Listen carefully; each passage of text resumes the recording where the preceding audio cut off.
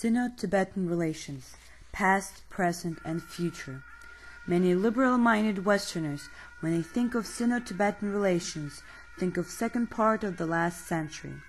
They see China as the occupant of peaceful Tibet and the brutal desolator of unique Tibetan culture, or so the issue has been painted in Western media and film.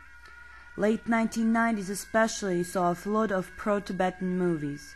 7 Years in Tibet by Jean-Jacques Annaud, Kundun by Martin Scorsese, Windhorse by Paul Wagner, which portrayed the secluded paradise being destroyed by Chinese, not concerning themselves with the lengthy history between the two. In fact, it had been a long and complicated affair. Tibet and China have a long and turbulent history. Both sides had their share of victories and defeats. Each, at a certain point of time, acted as an aggressor. Diplomacy of their ministers was as brilliant as the military tactics of their generals. According to Buddhist tradition, first Tibetan king Nyatri Tsempo was originally from high-status Indian family. He was so hideous the family disowned him. Eventually, in his wanderings, he got to Tibet, where locals thought he was holy and made him their ruler. No archaeological evidence of the early Tibetan kings exists until the 8th king, Trisong Tsempo, whose tomb is in Kompo in Utsan from around 2nd century BC. As for confirmed written sources, the earliest are from 7th century AD, which marks the beginning of Sino-Tibetan saga.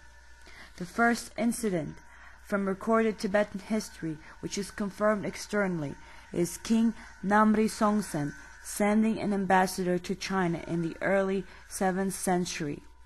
But of much great importance is King Namri Sang, Songtsen Gampo, born in 613 AD. He reigned as 33rd king of Tibet and was also known as first among righteous Dharma kings, who brought Buddhism to Tibet, sponsoring translation of Buddhist teachings, including Nyenpo Sangwa, the secret, sacred book, believed to appear from the sky in 233 AD.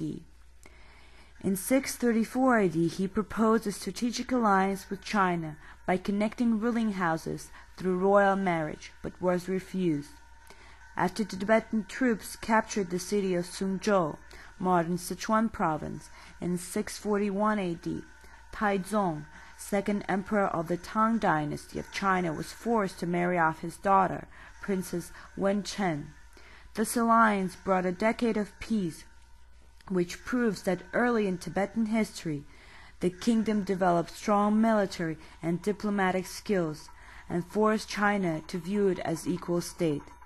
Songtsen Gampo's grandson, Mangsong Mansen's campaign against China were also successful. By late 1670s, Tibet had control over Tarim Basin and partially over Chinese Turkestan, while Mansen's grandson continued the traditional royal alliances.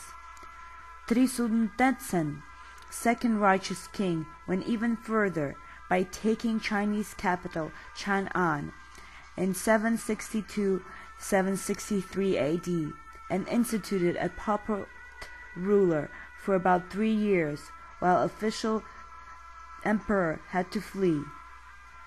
After years of fighting over border disputes, in 783 and 821 AD, peace treaties are drawn by the third righteous king Ralpachen and the Chinese emperor to establish borders between the two states.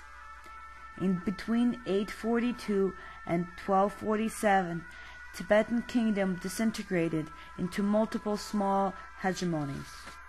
In 1207, as a preventive measure, a delegation was sent to Genghis Khan with an offer of tribute, another sign of clever diplomacy on the part of Tibetan leaders, which spared Tibet the fate of China, Russia, and other parts of Eurasia which were brutally overrun by Mongols.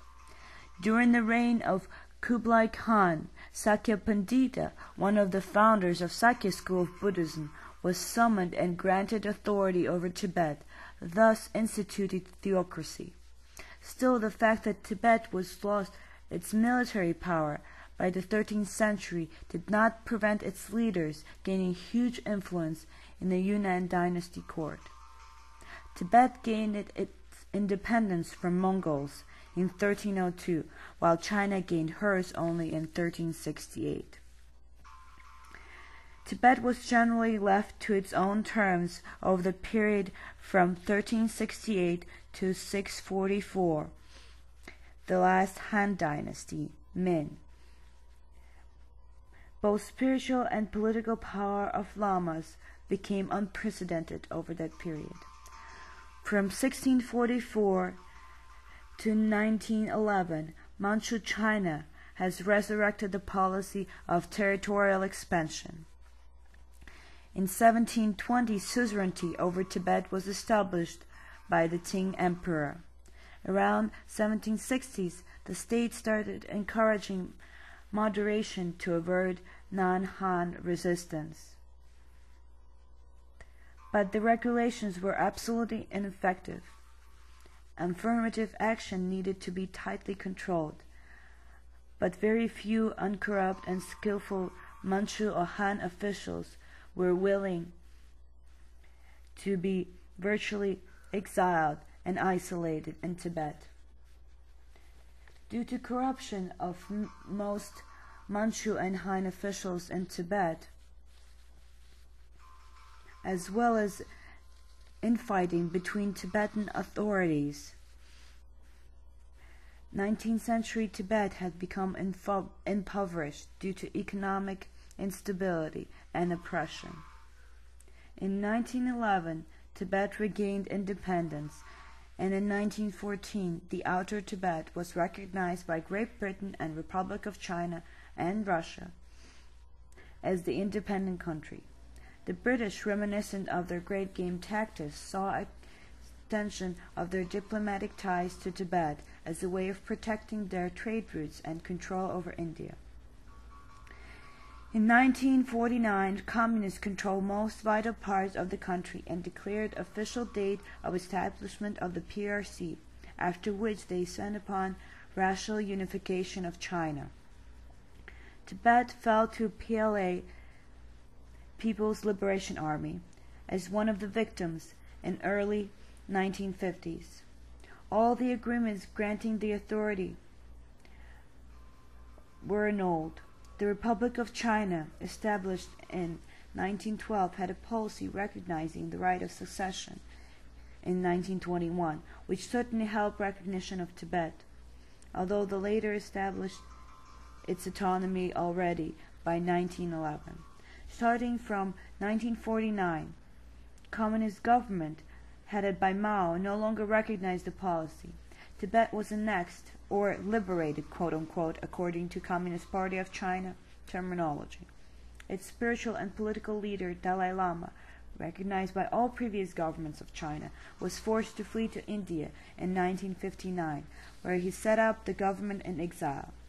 Despite the claims by the Communist Party that it had saved Tibet from itself, replacing the theocratic feudal system with people's rule and land reform, as well as secular education, protests over the early 1950s and 1959 rebellion show clear contempt for Chinese presence and their